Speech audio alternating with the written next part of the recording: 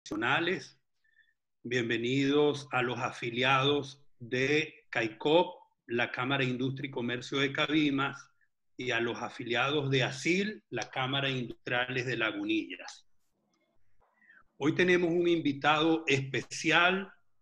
En esta semana hemos tenido la oportunidad de conectarnos varias veces con Carlos González, quien es el CEO de Family Sapiens, una empresa con una especialidad en empresas familiares. Y en vez de yo leer el currículum de Carlos, que todos los en página web, porque tiene una excelente página web, y Carlos, aparte de tener sus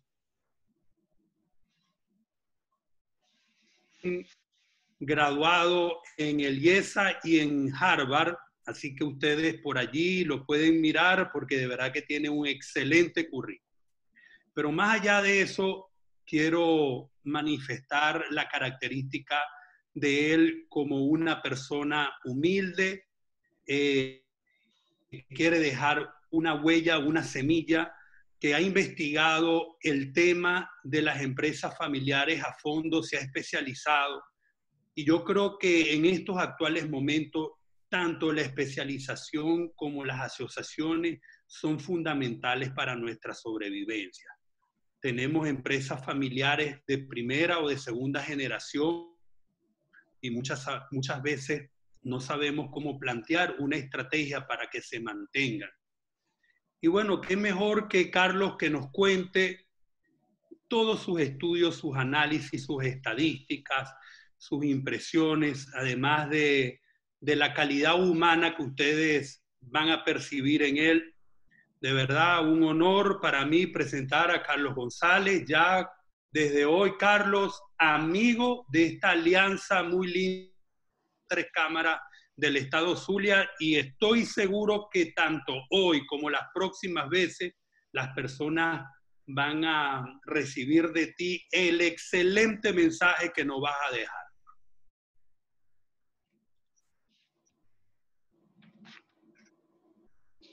Micrófono.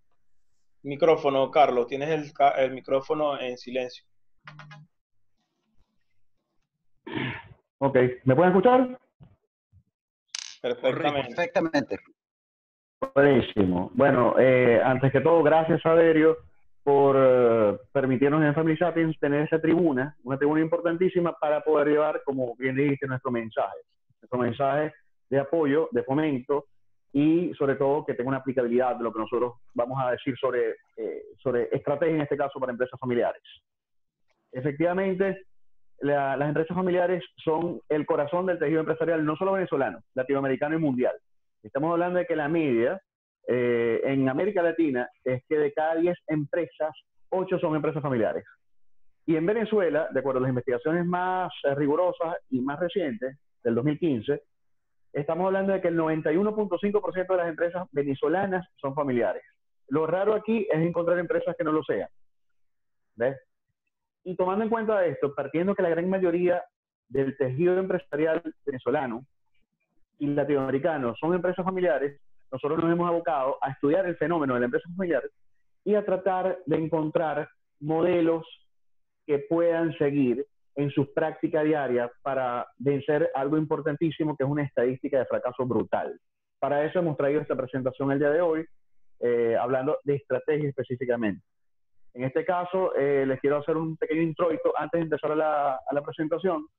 Nosotros nos dimos a la tarea de estudiar, que lo vamos a ver un poquito más adelante, el Global Family Business Index, que es un ranking de las 500 empresas familiares más grandes del planeta. Ahí nosotros, después de estudiar cada uno de los casos, encontramos un patrón de prácticas que se repite una y otra vez en cada una de esas empresas. Ese patrón se compone esencialmente de 8 variables. Y una de las variables más importantes, si es que se le puede llamar así, es la estrategia. Precisamente por eso esta presentación del día de hoy, y bueno, es para mí un placer poder ahondar en ella con ustedes. Empiezo la presentación formalmente. Si puedes pasar a la próxima lámina, por favor. Este 4%, quiero que lo tengan muy en cuenta, muy pero muy en cuenta por lo siguiente. Resulta que, de acuerdo a un estudio, no los quiero ahogar con academia, pero un estudio que se hizo en Chicago hace unos cuantos años, pero un estudio muy valioso, porque imagínense una investigación académica que duró 60 años. 60 años.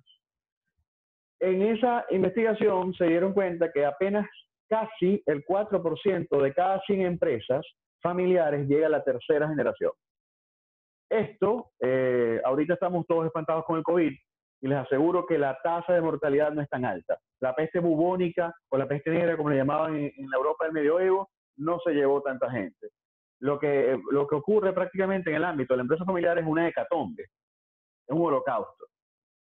Y yo me fijo que hay que hacer algo, porque si ustedes se fijan, eso quiere decir, esta estadística de 4% que sobrevive, que llega a manos de la tercera generación, esencialmente lo que significa es que de cada 100 empresas que ustedes ven hoy, de cada 100 productos, de cada 100 marcas, 96 van a desaparecer. 96 van a desaparecer. Y si tomamos en cuenta que la mayor parte del tejido empresarial de todos lados y de Venezuela es familiar, estamos hablando de que muchísimas de esas iniciativas empresariales que vemos hoy no van a estar mañana. Nosotros nos dimos cuenta de que uno de los factores más importantes de caras a sostener en el tiempo, de forma rentable y próspera, los emprendimientos y las empresas familiares es precisamente haciendo caso a la estrategia. Puedes pasar a la próxima, por favor. Ahora bien, en este caso, nos deberíamos preguntar cómo lo logran el 4%. No solamente la falta de visión que tal vez ha tenido el 96% que se queda en el camino, porque como a mí me gusta decir en muchas ocasiones, más que ir a la morgue de las empresas familiares a hacer autopsias, yo preferí centrar el estudio en qué hacen las empresas que sí sobreviven, qué hace ese 4% que a pesar de contextos económicos, políticos, sociales, de la competencia, de debilidades internas, siguen adelante en el tiempo. Puedo pasar a la próxima, por favor. Y eso, esa curiosidad nos lleva a casos como este. Estoy seguro que la gran mayoría, a menos que haya muchos millennials en la presentación, van a reconocer esta marca, Underwood. Es una marca, para el que no la conozca, fue una marca de las más conocidas de máquinas de escribir. Y efectivamente, la marca Underwood hoy en día, bueno, ya es lo que pudiéramos calificar de un fósil. Sin embargo, a mí me gusta hablar de este ejemplo porque, como dice la lámina, hacerlo bien no es suficiente. Muchas empresas familiares venezolanas tienen en este momento una gran mística y un gran compromiso hacia hacerlo bien. ¿Qué pasa? Desde el punto de vista de gerencial, de gestión, ese hacerlo bien generalmente se circunscribe al ámbito de operaciones. Si yo tengo una carpintería, yo hago unos buenos trabajos. Si yo tengo una fábrica de máquinas de escribir, yo me encargo de que sean las mejores máquinas de escribir. Igual en el sector petrolero, en el sector ganadero, igual en muchos sectores. Sin embargo, simplemente mirar las operaciones, simplemente hacerlo bien, con esa visión táctica, es simplemente como tratar de avanzar mirándose el ombligo. Hacerlo bien no es suficiente, sino que se lo pregunten a Underwood, que ya no existe. Esta gente seguramente miró por encima del hombro a los nacientes computadores personales que hoy en día son tan omnipresentes. Igualmente pasó con la radio, que miró mal a la televisión y la televisión tampoco pensó que las redes sociales le iban a quitar protagonismo. Entonces, ¿dónde está el kit del asunto? Si puedes pasar a la próxima, por favor.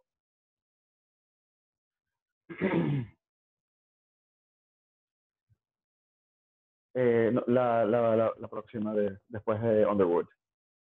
Ok. Como les decía, esto para que tengan la referencia, nosotros esencialmente lo que hicimos fue no visitar la morgue para averiguar qué había pasado con esos cadáveres de empresas familiares, dónde pusieron la torta, sino nos pusimos a estudiar qué hacen las empresas familiares que sobreviven. Y ese 4% de empresas familiares que logra llegar hasta la tercera generación, agarramos un público específico, porque no solamente queríamos ver qué hacen las empresas familiares que sí sobreviven, queríamos saber qué hacen las mejores empresas familiares. Y por supuesto, para esto nos servimos de esta herramienta, el Global Family Business Index, que como les dije antes, es un ranking elaborado por la consultora Ernst Young y la Universidad de Saint Gallen en Suiza, donde ellos clasificaron las 500 empresas más grandes y hay muchísima información ahí para digerir. Ahí nos dimos cuenta de este patrón que les comentaba y efectivamente este patrón, nos ponen la próxima lámina por favor, este patrón que se repite una y otra vez, esencialmente, si bien hay 8 elementos, 8 variables que son determinantes de cara a hacer lo mejor posible en el presente para que la empresa tenga un futuro, sin lugar a dudas, uno de los factores fundamentales es este de la estrategia. La estrategia empresarial familiar. ¿Y por qué hago hincapié en tener una clara estrategia empresarial familiar? Porque eso le da sentido de dirección a la empresa. No solamente como Underwood se van a centrar en hacer bien lo que hacen, se van a centrar en hacer bien lo que hacen y ver cómo esto me conecta al futurible que yo quiero alcanzar. Futurible es un neologismo, se le atribuye a Michel Bodet, uno de los padres de la perspectiva, que esencialmente es el futuro deseable, el futuro posible, que nosotros podemos construir desde hoy.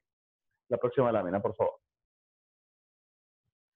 Es muy importante este sentido del futurible, porque al final del día, para eso, para construir el futurible nos sirve la estrategia.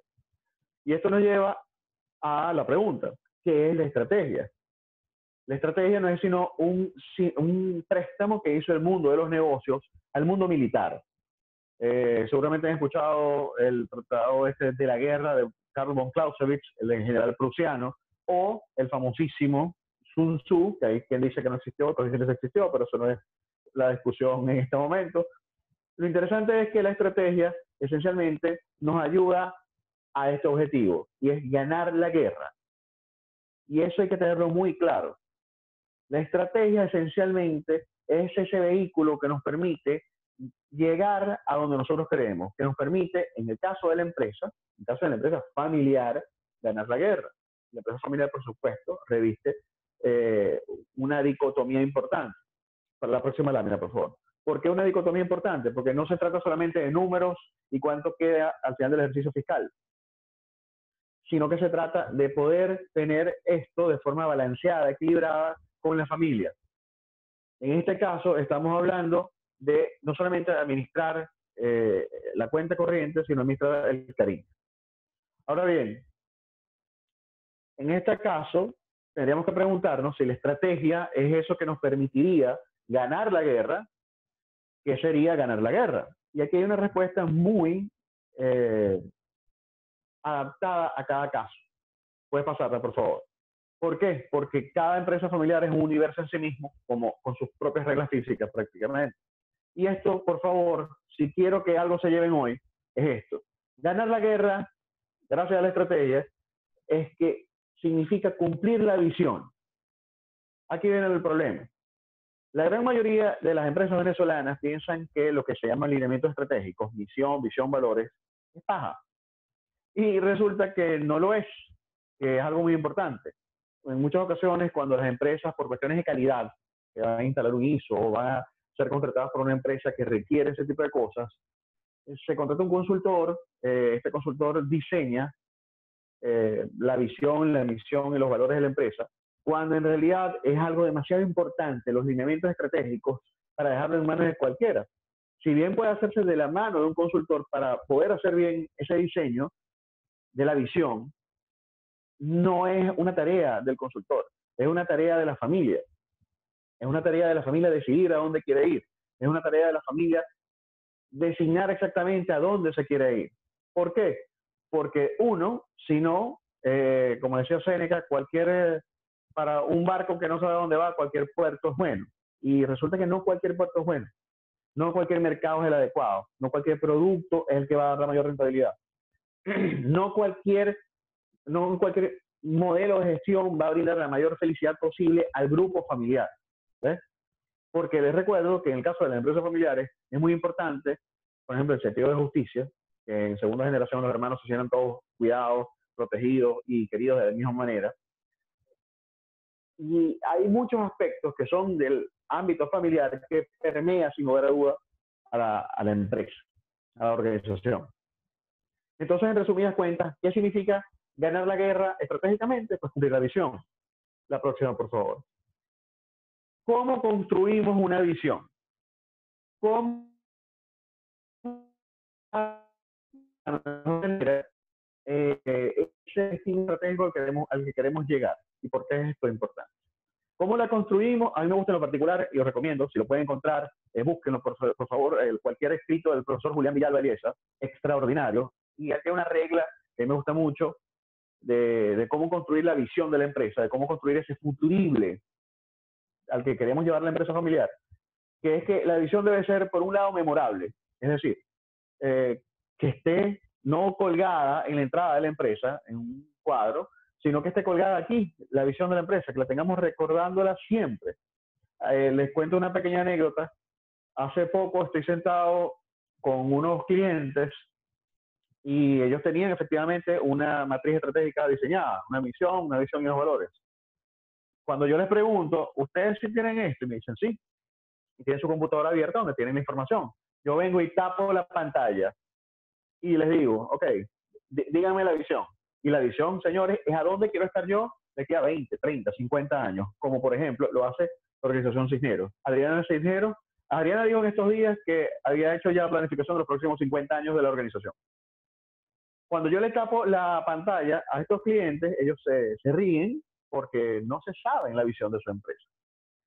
Señores, si ustedes no se saben la visión de la empresa, no saben, no tienen claro a dónde va esto. Ustedes pueden creer y pueden sufrir lo que yo llamo el espejismo del flujo de caja, que hoy en día por cuestiones de contexto evidentemente se ve mellado, pero si el flujo de caja está bien, las empresas venezolanas tienden a pensar que todo está bien, y no es así. Por eso la visión es muy importante, porque la visión nos da sentido de dirección. Por eso hablaba de que es memorable. ¿Qué significa memorable? Que lo puedo recordar con facilidad, que estoy claro de a dónde voy. En segundo lugar, es medible.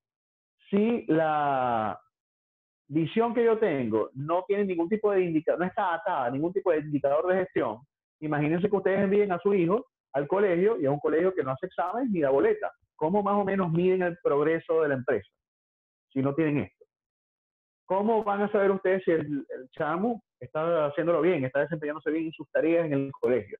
Si no hay manera de evaluarlo.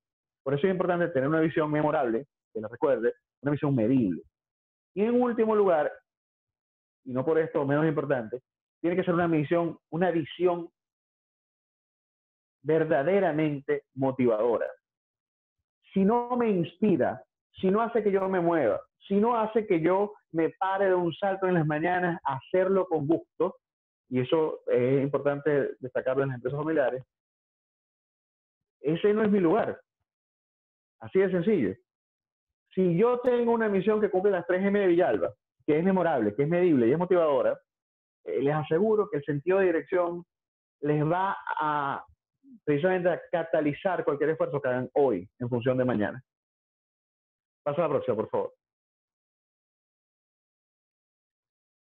Es muy importante ver y entender que en el ámbito estratégico las empresas familiares son una especie de engranajes, como el de un reloj. Esencialmente los engranajes son piezas que están concatenadas el uno con el otro. Al final del día, una empresa familiar no es sino un sistema que se compone de unos subsistemas. Y por eso es muy importante tener la visión clara, retrotrayéndonos un poco a lo que acabamos de decir. ¿Para qué me sirve la estrategia? La estrategia no es sino aquellas acciones que me van a llevar a ganar la guerra. ¿Qué significa para mi empresa familiar ganar la guerra? Pues cumplir mi visión, acercarme al destino estratégico que yo he designado. Para eso es muy importante que la misión de la empresa esté clara. La misión esencialmente es ¿qué hago hoy para llegar a cumplir mañana la visión? Así de sencillo. No hay que buscar conceptos enrevesados ni hacer un MBA en Harvard. Es tan sencillo como entender que si yo no tengo una visión clara a dónde yo quiero llegar mañana, no voy a escoger hoy qué tengo que hacer. Si mi visión es tener unas vacaciones en Margarita, mi misión hoy es comprar el pasaje. ¿Ves? Es que tengo que hacer hoy para llegar a ese mañana. Ahora bien, ¿cómo ejecuto yo esta misión? Esta misión tiene unos parámetros, y esos parámetros son los valores. Con frecuencia las empresas piensan que los valores organizacionales es otra paja, otro tema para jugo. No lo es. De hecho, con frecuencia lo llegan, y hasta consultores llegan a confundir los valores con valores éticos o valores morales, que si la honestidad, que si esto y lo otro, y no es así. Esencialmente los valores organizacionales, en cuanto a estrategia se refiere, estamos hablando de conductas o comportamientos observables y específicos que yo debo cumplir cuando ejecuto la misión.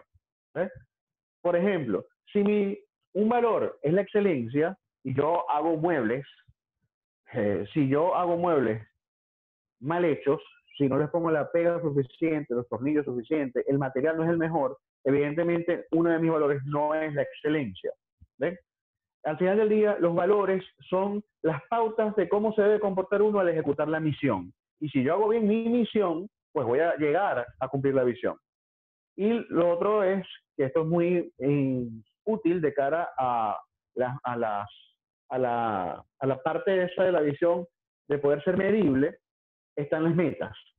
El poner yo metas específicas con responsables específicos en tiempos específicos, sin lugar a dudas, es una ayuda, porque de esa manera podemos ir midiendo nuestro progreso, o si nos estacionamos, o si por el contrario estamos retrocediendo. La próxima lámina, por favor.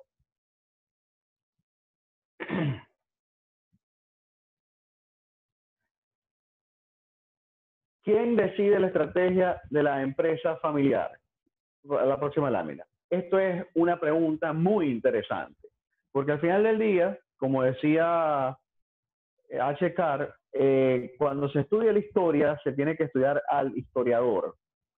Es decir, cuando se designa, ya la puede pasar, cuando se designa cuál es la estrategia, alguien hace esa estrategia no la hace un robot. Generalmente, como verán en esta lámina, al principio una empresa familiar es básicamente una dictadura. Saludos a los fundadores. Pero es así. ¿Por qué? Porque cuando yo creo una empresa familiar, yo creo un universo a mi imagen y semejanza. Yo tengo una visión de cómo hacer las cosas. Yo tengo unos valores que me hacen hacerlas de determinada manera y yo cumplo mi misión. No necesariamente la visión del fundador, y esa visión, como ven en ese cuadro, impacta las 4 áreas funcionales de cualquier organización. No importa si ustedes están en retail, en exportaciones, en petróleo, en ganadería. Toda empresa tiene esas áreas de finanzas, mercadeo, recursos humanos y operaciones. Y esas 4 se ven imbuidas en la visión estratégica. ¿De quién? Porque esta es la pregunta. Del fundador. Al principio es así. ¿Qué pasa cuando colide esta visión del fundador con la de las próximas generaciones? Generalmente gana la del fundador. ¿Es eso lo mejor para la empresa? La respuesta es totalmente casuística, mis queridos amigos. La respuesta depende de cada caso. Hay situaciones, y lo he visto en nuestra consultoría, donde el fundador tiene razón. Hay casos donde el fundador, señores, no tiene la razón. Por eso, a nosotros nos gusta siempre ir ayudando a las empresas familiares a hacer una transición de la dictadura inicial de la empresa familiar a la próxima lámina, que es lo que llamamos la base de la democracia organizacional familiar, donde antes había un fundador en solitario tomando decisiones, o unos fundadores en solitario tomando decisiones. Las empresas familiares más importantes del mundo, la de ese índice que les hice ver del ranking de las 500 más grandes del planeta, generalmente están regidas por juntas directivas. Y las juntas directivas generalmente son intergeneracionales. Y las juntas directivas son un órgano legítimo, y son legítimos no por una cuestión moral, sino que son legítimos organizacionalmente hablando, porque son variopintos, son diversos, hay distintos puntos de vista, es como una democracia. En nuestras organizaciones familiares aún siguen siendo muy jóvenes, porque son pocas las empresas familiares de importancia en este país que llegan a la tercera generación, tal vez por el impacto que les mostré al principio, de que solamente casi 4 llegan a la tercera generación. Pero las que llegan, las que han llegado y las que han pasado, señores, una característica fundamental es que todas tienen una junta directiva donde está representado varias generaciones y donde cada quien puede aportar su punto de vista y donde cada quien de forma consensuada ayuda a construir la visión de la empresa de largo plazo. En el caso de los Cisneros, ya están en tercera generación y sin lugar a dudas la transición fue totalmente apoyada. Existe una junta directiva, una serie de ejecutivos que formaron las nuevas generaciones y así lo pueden ver en muchísimos casos, no solamente los Cisneros. Podemos hablar de casos como BMW, como Walmart, como Hilton, como Marriott, donde siempre van a haber este elemento, la junta directiva como efectivamente la arquitecto y la constructora a su vez de la visión de la empresa. Y la visión, como les dije, es la base de dónde queremos estar nosotros en el futuro. La próxima lámina, por favor.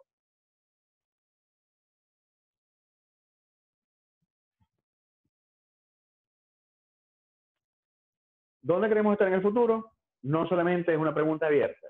En el caso de las empresas familiares, utilizaremos este esquema, que por cierto, les pido disculpas porque no identifiqué que era del profesor Davis Itagiuri, lo tendré que corregir. Este esquema de los 3 círculos es típico para describir, digamos, el entramado interno, el sistema de la empresa familiar, donde ven 3 círculos que se interrelacionan entre sí. Está el círculo familia, está el círculo propiedad y está el círculo empresa. La estrategia de las empresas familiares debe considerar estos 3 aspectos. ¿Por qué considera estos 3 aspectos? Porque si se deja por fuera cualquiera, les aseguro que va a haber problemas. Va a haber problemas sucesorales, va a haber problemas con impuestos, va a haber problemas con la competencia, va a haber problemas de transmisión de propiedad, va a haber múltiples problemas. Pero si la estrategia de la empresa, si se configura una visión que logre integrar estos 3 sistemas que a su vez y se interrelacionan, es mucho más fácil dejar las cosas organizadas para que el día de mañana, cuando el fundador no esté, y ojo, no solamente el fundador, cuando las generaciones vayan pasando, porque la biología hace su trabajo, todos los asuntos relacionados con la familia empresaria, no solo con la empresa familiar, estén organizados. Sobre esto es importante decir lo siguiente: la empresa familiar es, sin lugar a dudas, el corazón de la economía global. Un pequeño ejemplo que quiero darles es: en Alemania están las Mittelstand. Las Mittelstand son esencialmente pymes familiares. Y quiero decirles a ustedes que las pymes familiares alemanas son responsables del 75% de las exportaciones de ese país, que superan el trillón de dólares anuales. Eso quiere decir que las empresas familiares sí tienen un peso importantísimo en la economía global, sí tienen un peso importante en América Latina, y tal vez no tienen un peso importante en Venezuela, porque nosotros hemos cedido tal vez muchos espacios a actividades que son de difícil exportación. Y sobre esto quiero hacer una última reflexión. Yo pienso fervientemente que el empresariado venezolano, y en particular el empresariado familiar venezolano, es poco ambicioso. El empresario familiar venezolano, si llega a un determinado punto de flujo de caja, si tiene determinadas propiedades, se queda quieto. Como diría un amigo, se achinchorra. Y mi invitación a través de la consultoría y mi invitación a través de este tipo de eventos es siempre a llamar a soñar, es llamar a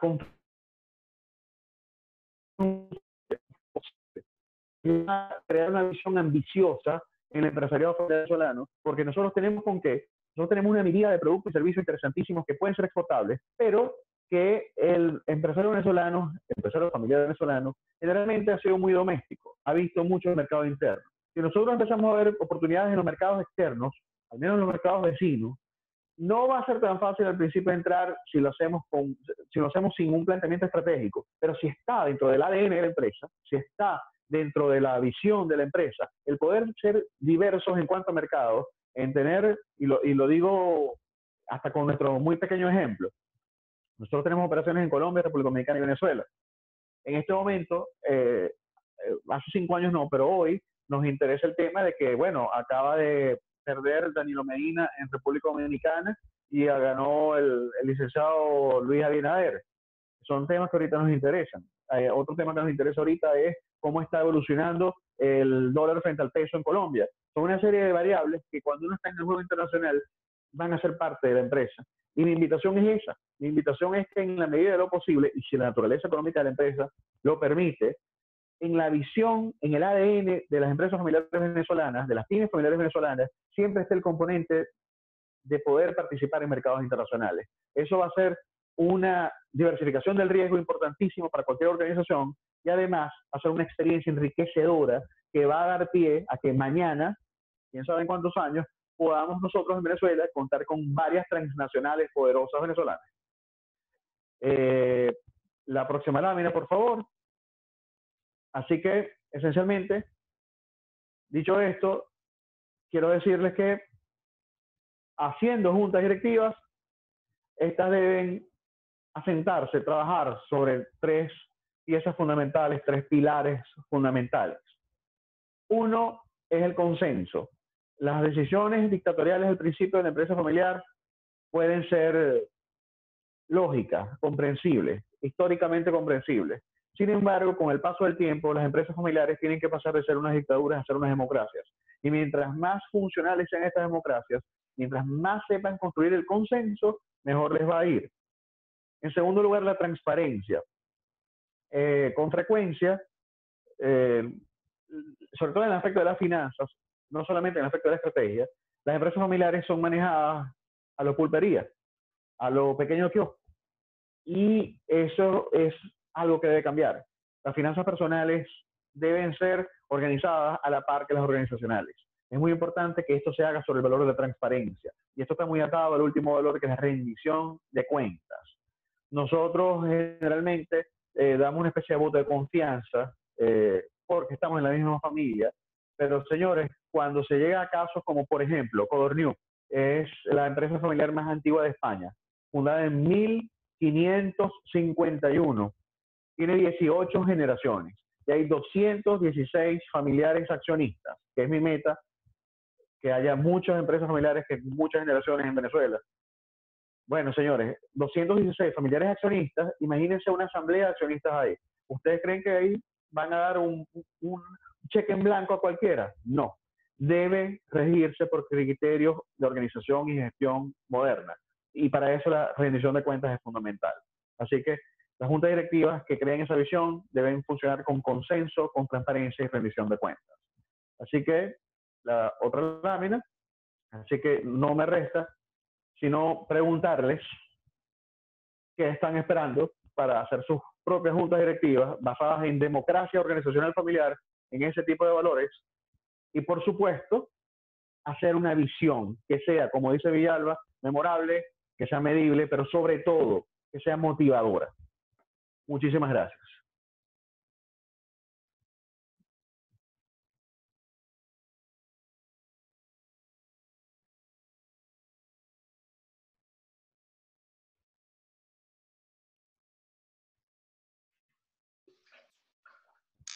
Gracias, Carlos. Disculpa que lo que pasa es que el control lo tiene Mario en Caracas y a veces me tiene silenciado y entonces aquí estamos pendientes de todo. Muy interesante, Carlos, muy interesante, de verdad, haciendo también yo una autoobservación en mis empresas y mira, de verdad, viendo todo lo que estás diciendo, complacido. Creo que en el caso, cada uno tendrá que evaluarse, ¿no? Cada uno tendrá que evaluarse. En el caso mío, mis hijas son pequeñas, pero tengo una junta directiva con mis primas, que son pequeñas accionistas de la empresa y funciona muy bien. Entonces, es interesante como, fíjate, de lo que yo, tres cosas tomé. Hacerlo bien no es suficiente. Qué importante, Carlos, porque no es solo hacer un buen producto, no es quizás solamente hacer un buen local, es que la dinámica de las empresas hoy es mucho más que esa parte de la calidad y de la infraestructura. Estamos hablando de una dinámica de innovación, de no quedarse atrás, de ir en paso a la vanguardia, de que la competencia está invirtiendo a pasos gigantes. ¿Por qué? Porque es una competencia que está globalizada. Fíjate cómo hemos hablado en todo este ciclo de conferencias sobre cuáles han sido la dinámica de mercado sobre teletrabajo, delivery y compras en línea. La empresa familiar que fabrique bien, opere bien local, tiene también que invertir en esas áreas porque si no se va quedando atrás y le pasa por encima a la empresa que sí sabe que estamos en un mundo impermanente. Carlos, y en un mundo impermanente, en todo tipo, imagínate cuánto más impermanente en el plano de los negocios. Porque si es impermanente en el plano personal, es mucho más impermanente en un mundo globalizado muy competitivo. ¿Te puedo decir algo? Fíjate una cosa, me voy a llevar ese término también, el mundo es impermanente, totalmente de acuerdo, es muy dinámico y ese dinamismo debe estar impreso en la visión de la empresa. Y te voy a dar un ejemplo. Muy pocas personas, si yo digo Nokia, todo el mundo sabe que es Nokia y de una vez lo va a asociar a esos teléfonos hace unos 10, 15 años atrás que hacía Nokia, y a pesar de que Nokia se redujo, fue un big player, un gran jugador en el mercado, en la torta del mercado de celulares global. Hoy en día se ve muy reducido, pero todo el mundo sabe que es Nokia. ¿Sabían ustedes que Nokia en los años 60 producía municiones, balas para armas? O que cuando se creó Nokia a finales del 19 trataba pulpa de papel. Los modelos de negocio de las empresas son mutables, pueden ser dinámicos. No sé si se acuerdan aquella echadera de broma de que los gobiernos pasan, pero el hambre queda. Bueno, aquí las empresas y los modelos de negocio pasan, pero las familias quedan. Y lo más importante de la empresa familiar, sin lugar a dudas, es la familia. ¿Qué pasa? Hay un factor que está muy interrelacionado con esto del mundo impermanente que estás diciendo, que es el intraemprendimiento.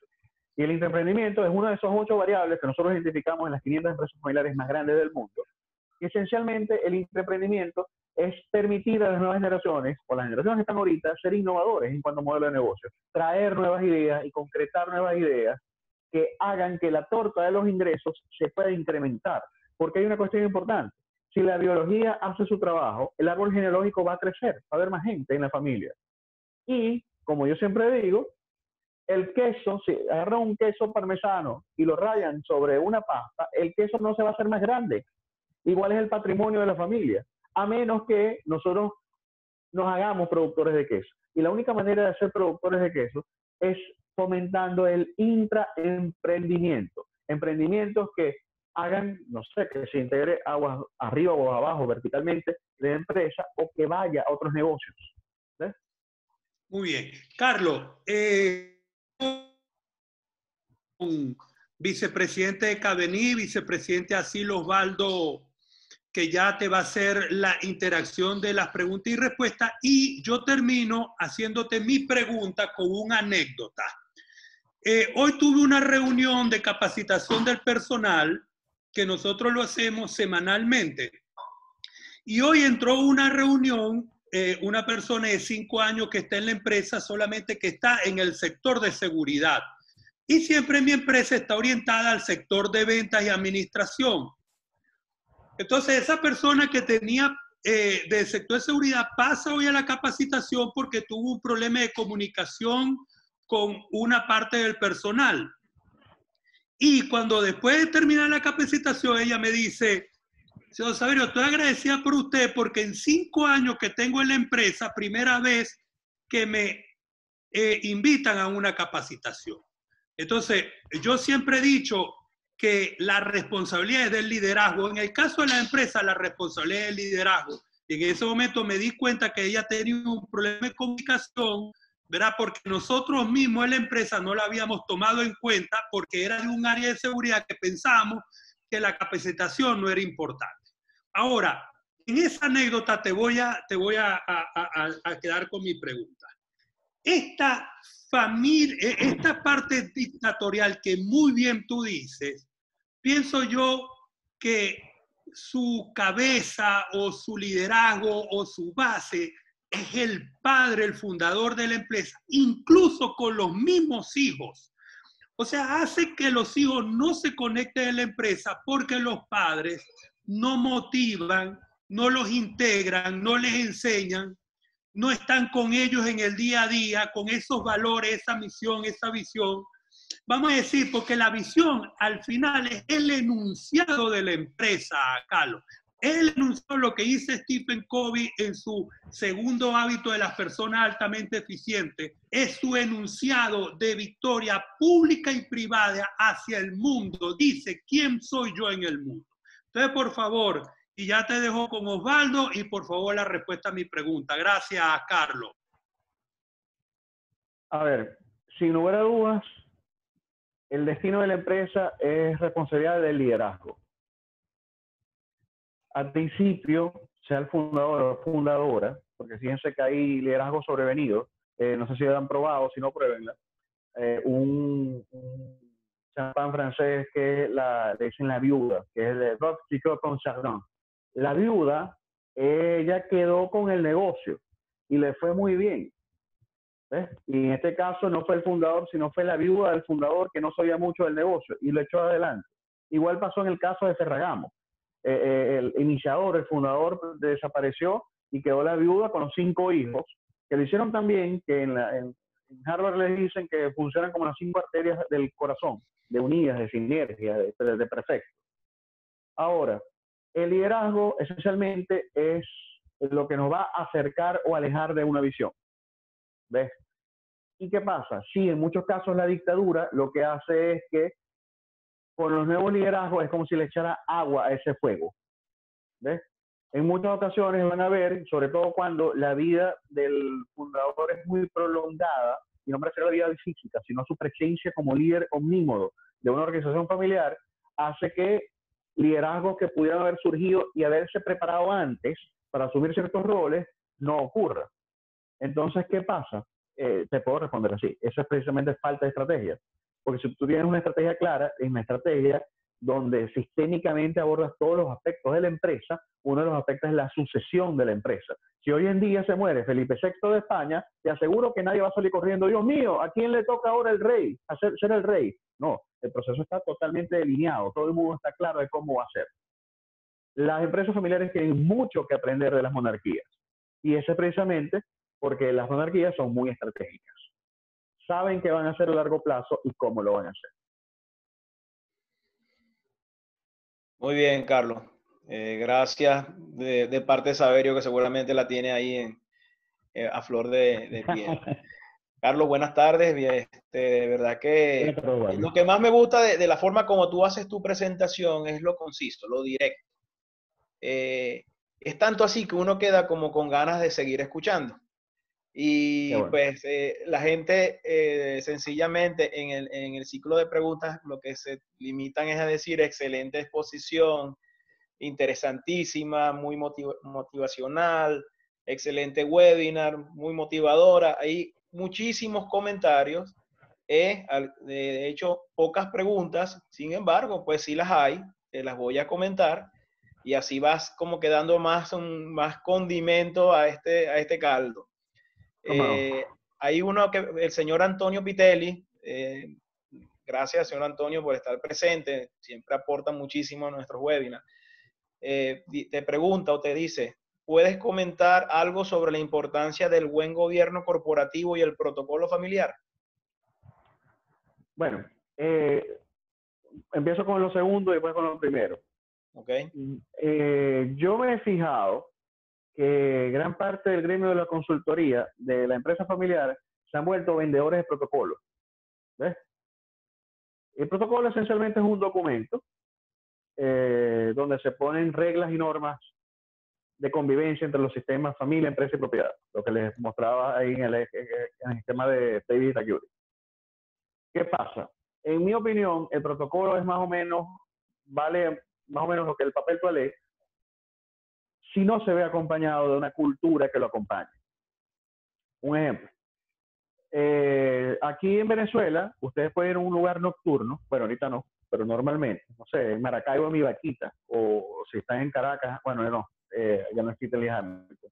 Pero lo que quiero decir es que a nadie le temblaría el pulso para echarse unos whisky en un sitio así, tomar su carro e irse a su casa.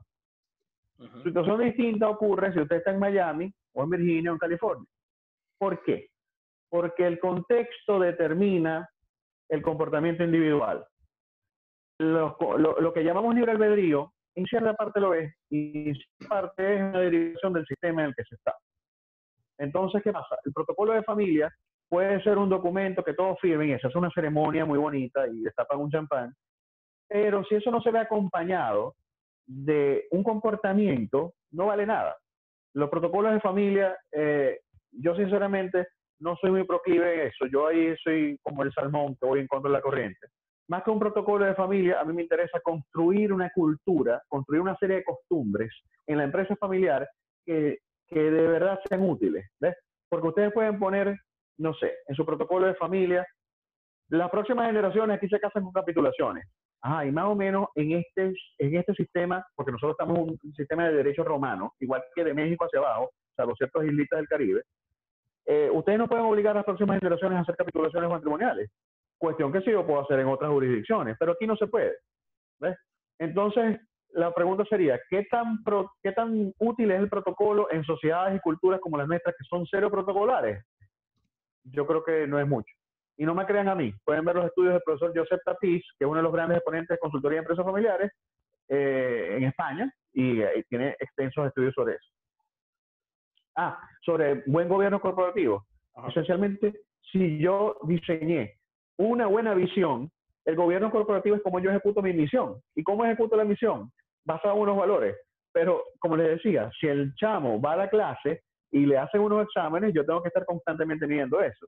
Yo me quiero preguntar, y les quiero preguntar a ustedes, ¿quiénes de ustedes tienen indicadores de gestión? ¿Quiénes saben, no solamente la gente de finanzas por allá, sino indicadores estratégicos de gestión? Estoy en la fase tal del plan para, no sé, para prestar servicios a mi empresa en Guyana, que creció el año pasado 86%. Buen tema. A eso me refiero. La buena gobernanza de la empresa familiar es buena en tanto y en cuanto acerca a la empresa, acerca a la familia a concretar su visión. Ese es el parámetro fundamental. Pero si la gran mayoría no tiene ni siquiera una visión clara, sino que están ocupados haciendo sus buenas máquinas de escribir, sin mirar al futuro, sin mirar que allá hay gente haciendo computadoras, ¿ves? Ya saben cuál va a ser el destino. Gracias, Carlos. A ver, por aquí hay otra consulta de parte del ingeniero Ender Castellano. A ver, es como un comentario. Carlos, definitivamente la estrategia empresarial se traduce en la visión, manejarla que sea memorable, medible y sobre todo motivadora. Por otra parte, Gregorio Paluzny comenta, me parece que hay que recordar que las juntas directivas no deben estar conformadas solamente por familiares y o accionistas. Es importante incluir actores experimentados externos. Muy buen punto, muy buen punto. De hecho, yo les invito a averiguar, como en Venezuela todo se sabe, las juntas directivas de empresas familiares grandes, importantes y de trayectoria, todos tienen directores externos. Directores externos que no son accionistas y directores externos que no están en la operación de la empresa. ¿Por qué? Porque esa gente que viene con un know-how valioso para la empresa ayuda a hacer estrategia, ayuda desde su parcela particular de conocimiento y su experiencia personal, y porque tiene perspectiva, porque como no está adentro, digamos que tiene una asepsia de poder ver las cosas con más ecuanimidad de lo que estamos adentro. Excelente. Continúo con las preguntas de parte de Edilio Carlos Saturno. ¿Cómo puede lograrse democracia en una empresa familiar donde uno de los 50 socios tiene el 80% de las acciones? No hay. Sencillo. Señores, las acciones en empresas, en compañías anónimas, ¿ves? En compañías anónimas, o si fuera no sé, unas Inc. Corp o LLC, depende de la forma societaria, es que es posible o no la democracia. Ahora, si quiero decirles algo.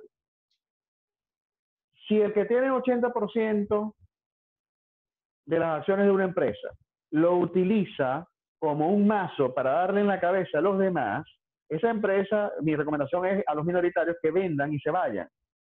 ¿Ves? ¿Por qué? Porque está demostrado que las empresas familiares que sobreviven en el tiempo son aquellas donde se construye consenso y donde hay cierto sentido de igualdad y justicia. Si Osvaldo, Saverio y yo somos hermanos, y Saverio tiene 80 y tú y yo 10, Y él, cada vez que vamos a directiva, saca el comodín de la mayoría accionaria, es difícil que se construya una democracia, porque una democracia supone correlación de fuerzas. ¿Ves? Ahora, sí, ojo, ahí tienen, por ejemplo, el liderazgo de Steve Jobs, que no era precisamente un caramelito, no era muy dulce que se diga, y sin embargo, fue un líder extraordinario.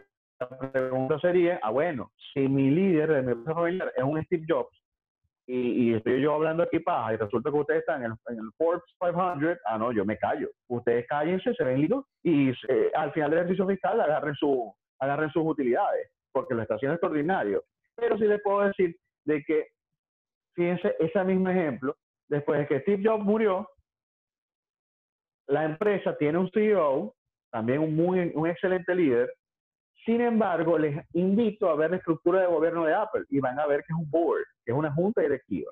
Y tienen voz y voto. Y nadie aplasta a nadie en ese sentido, porque hay un sentido estratégico que impera sobre las intereses de cada quien. Correcto. Sí, que en el caso de Apple me atrevo a decir que además de que era el CEO, también era un showman y coincidía, pues, era la misma persona para ambas cosas. Ahorita ellos escogieron a un showman, pero tiene a su junta directiva detrás de ese trabajo que él hace. Correcto. A ver, continúo aquí. José Peroso pregunta, hoy se están dando experiencias de familias venezolanas que están desarrollando empresas exitosas. ¿Qué recomendaciones tienes para esas experiencias? A ver, en primer lugar, nosotros con el estudio, como dije, identificamos un patrón de 8 conductas, de 8 prácticas que llevan adelante las empresas. El mix de qué hacer más o qué hacer menos depende esencialmente de la característica particular de cada familia empresaria, porque como les dije, en las empresas familiares, en el tema de la consultoría de empresas familiares, no hay una panacea, no hay una medicina que todo lo cure, eso es mentira. Sí existe estas variables que yo les puedo decir que las tienen las 500 empresas familiares más grandes del mundo, que les puedo hacer, bueno, es que lo pueden buscar, Global Family Business Index, en Google, y les va a aparecer. Sí les puedo decir que ese mix de 8 variables adaptados a cada realidad es la clave. Es la clave. Y ahí ustedes tienen desde responsabilidad social empresarial hasta emprendimiento, desde estrategia a saber cómo manejar los conflictos.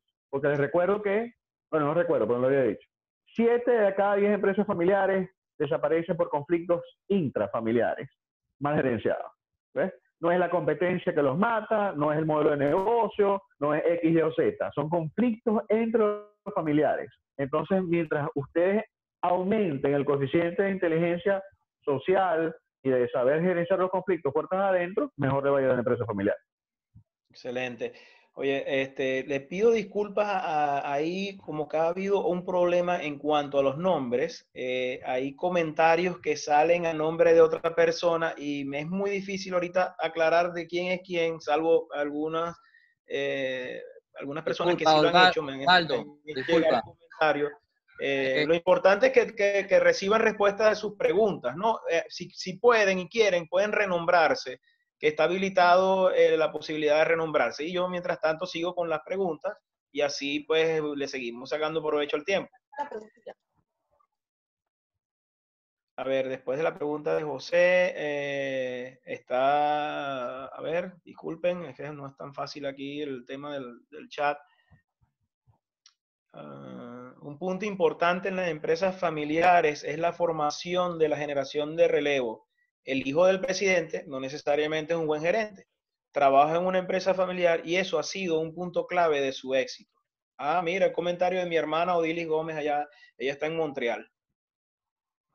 Fíjate, hijo de gato caza ratón. A veces. A veces. No. Un ejemplo. Electra Lamborghini, la heredera del imperio Lamborghini, que estoy seguro que ustedes han escuchado, ella es más una Kardashian que una gerente de empresa, como Adriana Cisneros. ¿Ves? Ella es una mujer de la farándula y no tiene absolutamente nada que ver en la operación de la empresa. Pero es accionista pasiva. Tiene un equipo de finanzas que monitorea, audita y está ojo avisor con la operación de la empresa. ¿Ves?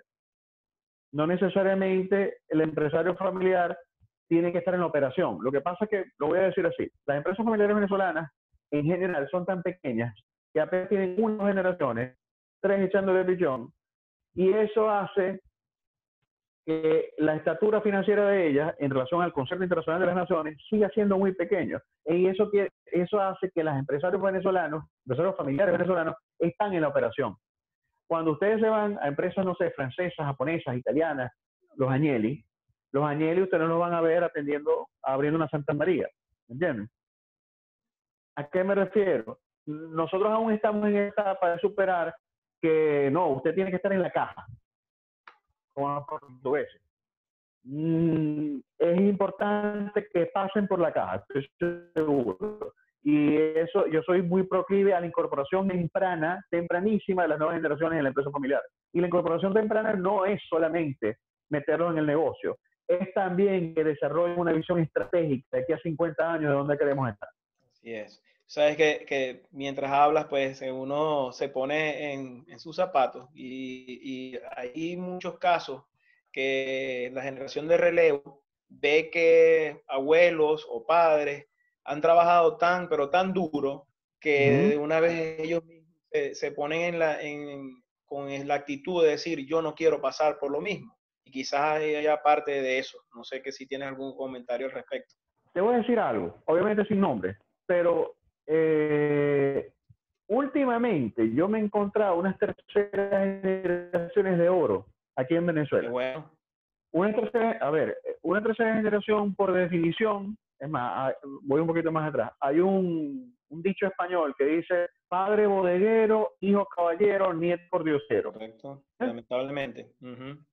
¿Qué pasa? Generalmente la tercera generación y una tercera generación de empresas familiares que le ha ido muy bien son chavos que están más pendientes, no sé, de rumbear en Ibiza, en París. Pero últimamente yo me he encontrado terceras generaciones, señores, de oro, que no solamente quieren preservar el patrimonio de la empresa, sino que tienen ideas propias y quieren hacer negocios propios. ¿Ves? ¿Qué pasa?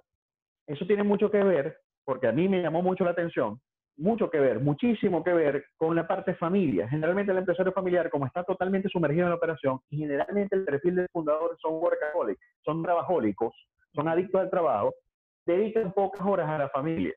Pero hay casos como el de ustedes, los miembros de esta cámara, donde el valor familia es muy importante y donde los domingos sí van a que la nona y comen y comparten.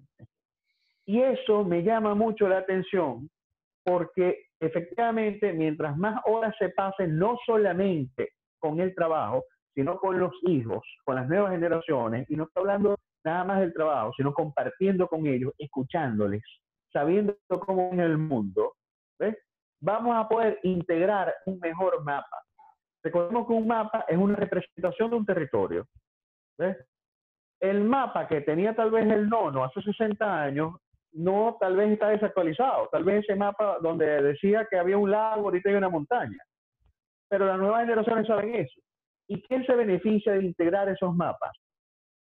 La organización, la empresa familiar. ¿Me entienden? Eso es muy importante.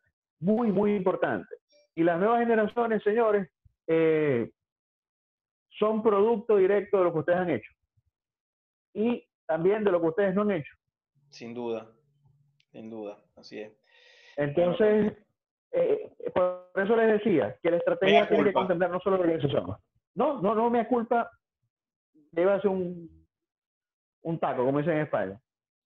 No me culpa. No, identifiquemos qué podemos mejorar de una vez. No vamos a la morgue de las empresas familiares. Vamos a ver qué hacen las empresas familiares que la pegan de honrón. Y las empresas familiares que la pegan de honrón hacen incorporación temprana y escuchan a las nuevas generaciones. Y ven de qué manera eso se puede incorporar al ADN de la empresa. Porque al final del día, señores, hijos son, padres serán. Estas nuevas generaciones, esos chamos ahorita de pelo largo y de tatuaje, mañana van a ser abuelos, los medianos. Pasa como una propaganda de la marca de relojes Patek Philippe. Una marca de relojes muy lujosa, son unas preciosidades. Patek Philippe decía en una publicidad: señores, usted no compra, usted no es propietario de un Patek Philippe. Usted simplemente lo guarda y lo disfruta hasta que venga la próxima generación. Eso es un empresario familiar. A veces, si hacemos el trabajo bien, estamos haciendo el trabajo para gente que no vamos ni a conocer. Estoy de acuerdo. Así es. Y el trabajo no es solo organizacional, es familiar. A ver, aquí tengo nuevamente la aclaratoria del señor Antonio Pitelli, que él quiere decir que él fue el que indicó la importancia de la junta directiva, que la junta directiva se comprometa a hacer planificación estratégica y que participen agentes externos en la junta directiva. Fue que hice un comentario anteriormente atribuido a él y hay 3 personas con el mismo nombre. Bueno, disculpa por ello, no sabemos qué sucedió. En fin, lo importante, repito, es que logre hacer la mayor cantidad de preguntas que están acá y que sean respondidas por Carlos. Con gusto. A ver, el señor Gregorio Paluzzi, el del comentario de los directores externos y experimentados, fui yo. Bueno, a ver, he repetido también, disculpen. Carlos, pregunta el señor Antonio Lafata. ¿Qué herramienta puede sugerir para lograr motivación en la visión, tomando en cuenta la situación general de motivación en el país? Buena pregunta. A ver, nosotros de alguna manera tenemos que romper la inercia. Y este tipo de actividades yo las aplaudo y agradezco nuevamente a Saverio que a todos ustedes, a Silent, a COP, nosotros también, que hayan podido promover este tipo de actividades, porque este tipo de actividades ayudan a romper la inercia de la desesperanza, la inercia de lo que yo llamo parálisis por análisis. ¿Ves? Y la parálisis por análisis no se rompe sino con acción, tomando acciones. ¿Qué pasa? ¿De qué manera se puede incorporar eso en la junta directiva?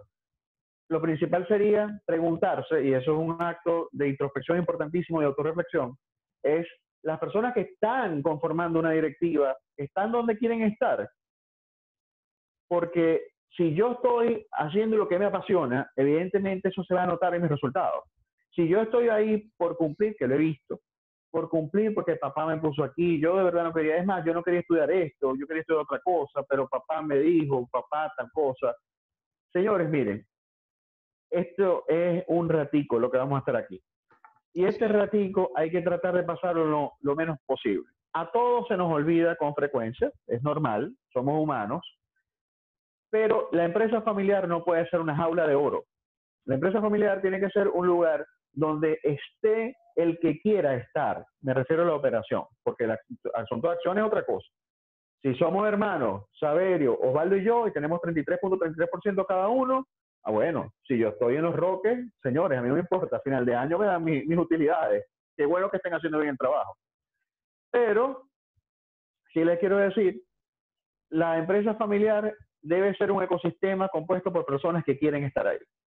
Porque el que quiere estar ahí, el que le apasiona estar ahí, va a dar un mejor resultado que el que no quiere estar ahí. Y el que no quiere estar ahí está bien, se tiene que aceptar. Si no es su lugar, no es su lugar. No me gusta el amarillo, me gusta el azul. ¿Cuál es el problema? ¿Ves? Coincido contigo en eso del que quiere estar. Yo opino de que los que estamos aquí en una videoconferencia como esta es porque de alguna manera estamos trabajando por un cambio. Sencillamente queremos algo, queremos más. Te doy un ejemplo. En el grupo Punta Cana, que es la empresa del sector turístico más importante de la República Dominicana, que la empezó, por cierto, un descendiente italiano, el doctor Don Fran Ranieri, ellos están ya en segunda generación. Y la segunda generación, ellos tienen 3 hijos, y el hijo, pues son 2 niñas, o sea, dos hembras y un varón. En consejo de familia, el padre, su esposa y de las 2 chamas decidieron que fuera Frank Elías, el varón. Pero fue una decisión consensuada. ¿Ves? Y lo más importante es que se cumple lo que yo llamo como el modelo vocacional meritocrático. ¿Qué es el modelo vocacional meritocrático? Bueno, Frank Elías quería estar al frente del Grupo Punta Cana, el grupo hotelero más importante de la República Dominicana. Que ojo, Frank Ranieri aparece en Forbes, tiene $1.500 millones de fortuna personal, no es un papa frito. Ese grupo, Frank Elías, le apasiona. A Frank Elías le gusta el sector hotelero, le gusta la marca República Dominicana, le gusta estar al frente de la empresa. ¿Ves? Es decir, lo vocacional lo cumple y lo meritocrático, que es donde viene lo otro, está a la altura Frank Elías del reto. Sí, o bueno, el tiempo lo dirá, pero al menos desde el punto de vista académico, de experiencia, está a la altura. Es otra cosa muy importante. No solamente que yo quiera estar ahí, es que yo sea el mejor para hacer la tarea. Así es. Excelente. Siguiente La siguiente pregunta viene de María Méndez. Recuerden que es un comentario. Recuerden que se pueden emitir acciones tipo A, tipo B, etcétera, que conceden derechos distintos a cada tenedor. Esto puede ayudar a complacer aspiraciones de unos y otros grupos familiares. Generalmente las emisiones de acciones preferentes y acciones de ese tipo es para no permitir la creación de la familia. Entonces yo vengo y emito acciones clase B y las acciones clase B las compra Saverio. Bueno, él tiene acceso a las utilidades, pero no tiene acceso a las decisiones. ¿Ves? Generalmente se usa para eso, las empresas familiares, ese mecanismo. Excelente. Quité mi video y disculpen por la inestabilidad de la conexión. Ya he pasado de una a otra y sigue dando problemas. A ver, continúo aquí. Nuevamente el señor Gregorio Paluznik. Recuerden que el conjunto de accionistas y el conjunto de miembros de la junta directiva son independientes entre sí. Su intersección podría ser el conjunto vacío. Okay. ¿Perdón? Ok. Ok, sí, un comentario acertado. Invitado 4, no sé quién es. En empresas alemanas, a las reuniones de junta directiva asisten los accionistas y los que no son, es decir, empleados y obreros también. Todos participan en el proceso de toma de decisiones. A ver, nosotros no somos precisamente muy alemanes que se diga. Y yo soy muy proclive a la venezolanización de muchos conceptos. ¿Ves? Por eso es que nosotros en la empresa nos gusta hacer investigación. Porque es verdad, el estudio de John Ward dice eso, pero nosotros tenemos un estudio de 60 años en Venezuela que hable de la longevidad o muerte de las empresas familiares. No. Entonces, adaptar todo a rajatabla, cuidado. Hay asuntos que va a regir la junta directiva de la empresa familiar que a veces son confidenciales y no tiene que estar nadie. ¿Ves? Hay asuntos donde simplemente por razones hasta de seguridad usted no va a tener nadie presente ahí. ¿Ves? Entonces, yo sí quiero estar muy claro de que algo es los asuntos organizacionales y otra cosa los asuntos familiares. Ok. Disculpe porque tengo aquí un... invitado 4 es nuestro querido amigo Rui Concalves. Se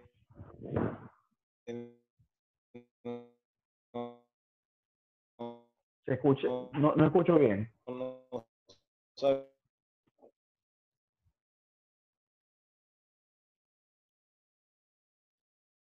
Osvaldo, si tienes problema con el internet, te ayudo. No sé si me escuchan bien a mí. Sí, yo te escucho perfecto, Saverio. Bien. Déjame ver dónde, Osvaldo, si entras, pues te doy otra vez la palabra. La siguiente pregunta y...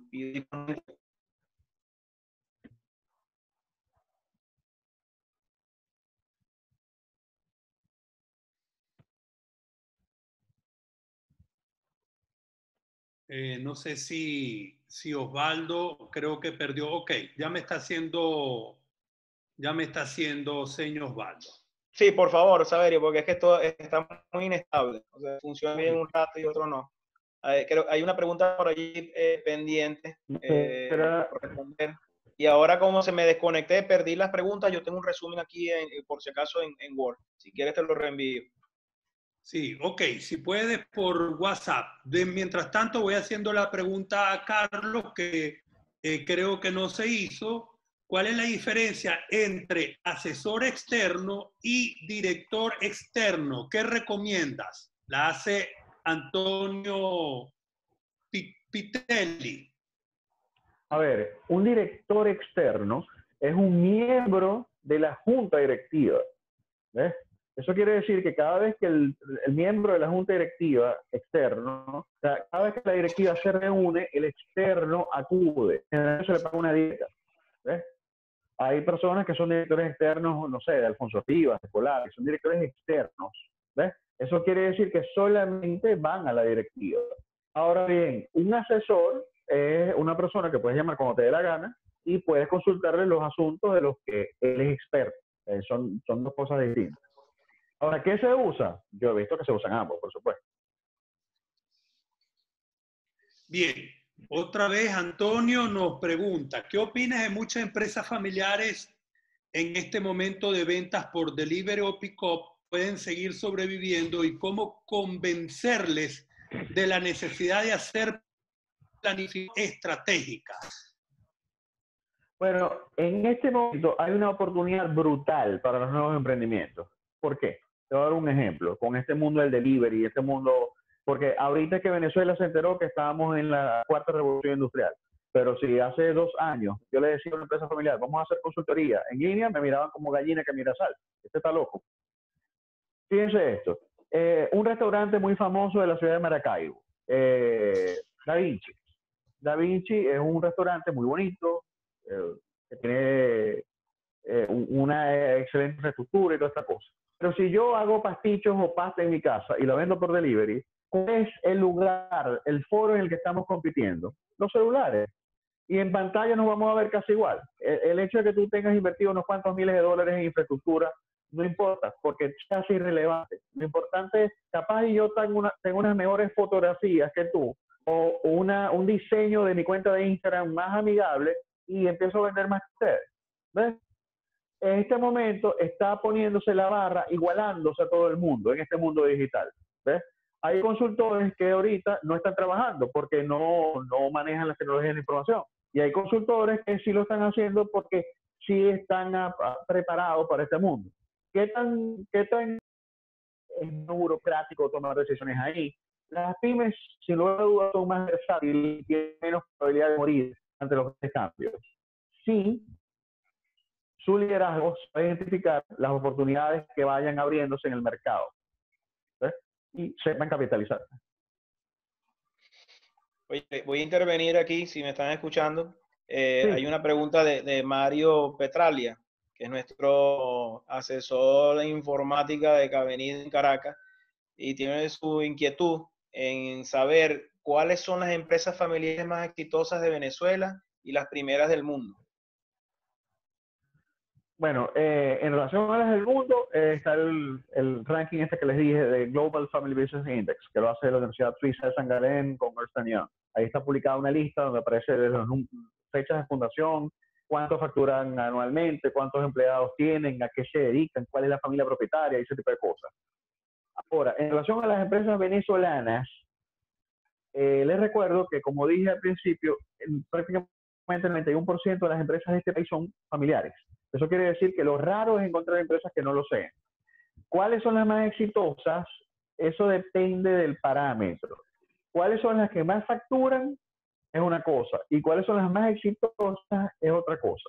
¿Por qué? Y sobre esto, sí, nosotros somos también un poco distantes de lo que normalmente hace la consultoría. El único parámetro no es la rentabilidad, y menos en una empresa familiar. ¿Ves? En una empresa familiar que solo produzca plata, es una empresa familiar que no va a sostenerse en el tiempo. Una empresa familiar que sepa gestionar sus conflictos, una empresa familiar que haga responsabilidad social empresarial, una empresa familiar que haga intraemprendimiento, que esté abierta a las nuevas ideas de negocio, una empresa familiar que tenga una estrategia clara, una empresa familiar donde las finanzas estén en orden, y las finanzas tienen que estar ordenadas desde las personas hasta la empresa, son características de una empresa familiar exitosa. Ahora, las más grandes, no existe un ranking oficial que te diga exactamente cuáles. No existe. Ese es el problema de Venezuela, que no tenemos data. Y es parte de lo que queremos construir, data. ¿Cómo describirías a Farmatodo, que es un ejemplo que pareciera ser bastante exitoso? Bueno, ellos, primero, me gusta mucho porque es una empresa familiar del interior del país. Barquisimeto, según lo recuerdo. O Subillaga. En segundo lugar, ellos ya dieron una aprobada al mercado internacional. Hay algunos farmatodos en Bogotá. Muchos. Y entiendo que lo están haciendo bien, no solo en la internacionalización, sino en saber evolucionar. Evolucionar para nosotros en Family Sapiens significa esencialmente saber adaptarte exitosamente a tu entorno. Son esas las empresas familiares que logran sobrevivir cualquier prueba. Imagínense esto. Imagínense una empresa familiar de 46 generaciones, como en Japón. 46 generaciones. ¿Qué guerra no ha visto? Hasta bombas nucleares. ¿Qué hijo ilegítimo no ha visto? ¿Qué divorcio no ha presenciado esa empresa? ¿Qué no ha pasado en la historia familiar? De todo. La cuestión es que todo eso, ese conocimiento se va acumulando por generaciones, puede ser acumulado verdaderamente y capitalizado en acciones concretas que no solamente nos acerquen hacia la idea de futuro que tenemos, el futurible, sino que nos ayuden a que, además de crear bienestar económico, se cree bienestar de otra manera, que la gente se sienta que está en el lugar correcto, que el puesto que tienen en la empresa familiar sea el puesto que les hace feliz. Así es. Otra preguntita más. No quiero abusar del tiempo de todos, pero esta está interesante. Agradecen la oportunidad de participar. Lo escribe Nelson Vallés. Siendo la rendición de cuentas uno de los pilares de la estrategia, de acuerdo a tu experiencia, ¿cuál es la periodicidad recomendada para esta acción y su revisión por parte de la Junta Directiva? A mí me gusta el modelo americano. Quarterly, eso quiere decir trimestral. Sería lo ideal, porque te da tiempo suficiente como para recopilar la data a ser analizada y en caso de que haya algún tipo de desviación de la meta, uno puede ir corrigiendo el curso. Excelente, excelente. En realidad creo que, salvo que se me escape alguna pregunta, Isaberio, ayúdame allí. Veo son gran cantidad de felicitaciones, agradecimientos por el evento. Nos escribe Elvira Pradelli, que es de la Cámara Hotelera. Bienvenida y gracias por estar acá. Muy buena la intervención del invitado, indica ella. Nos felicita por el evento. Hay pues una serie de saludos y congratulaciones, y ese término existe en español. A veces uno usa términos gringos en español. En fin, yo creo, Saverio, si estás de acuerdo, Mario, abrir micrófonos y saludarnos entre todos como solemos hacer, y pues hacer una pregunta directa. Ya tenemos, son las 5:30, no sé si les parece y están de acuerdo conmigo. Está activado los micrófonos, si pueden nombrar las redes sociales. Esa era una que estaba pendiente, Carlos. Me piden que por favor nos indiques tus redes sociales. ¿Cómo no? Gracias, Mario. Nuestra página web es www.familysapiens.com, www.familysapiens.com, e igual en nuestras redes sociales. En Instagram nos pueden encontrar, que es donde somos particularmente activos. En realidad las otras redes no me han llamado tanto la atención, sobre todo en Instagram, @FamilySapiens. Ahí nos pueden encontrar. Incluso Carlos, en la publicación nuestra está tagueado. Si puedes ponerla en el chat también, Carlos, para que todos lo puedan ver. Yo quiero aprovechar la oportunidad, Carlos, además de agradecerte mucho. Las personas han manifestado que les ha gustado muchísimo tu exposición, bien acertada. Se te ve el nivel de capacitación y estudio, Carlos. Objetiva toda tu respuesta. También aprovecho de saludar a varios que nos apoyan hoy, el presidente de la Federación Ítalo-Venezolano y presidente del Club Ítalo de Caracas, Carlos Vililo. Saludo, expresidente de Cabenit, Víctor Volante, expresidente de CAICO, Domingo Sánchez. Está también con nosotros un enlace de invitado porque tuvo problemas para conectarse, la presidenta ejecutiva de Conindustria Nacional, Cecilia Castillo. Ay, qué bueno, bienvenida Cecilia, qué bueno, chévere. Nuestro buen amigo siempre. A todos. Gracias, Cecilia. Qué bueno, qué bueno. Ahora te damos el micrófono, Cecilia, para que nos digas algo. No, que nos diga algo no. Nos tiene que hablar de los clústeres, porque eso es una información sumamente importante para todos. Hablando de microempresas, que acabo de ver un comentario del señor Pitelio nuevamente. Así es. Termino de saludar, Cecilia, para darte la palabra, ¿ok? Ok. Nuestro amigo siempre consecuente, Roy Concalves, siempre allí con nosotros, el ingeniero Jorge Bracho desde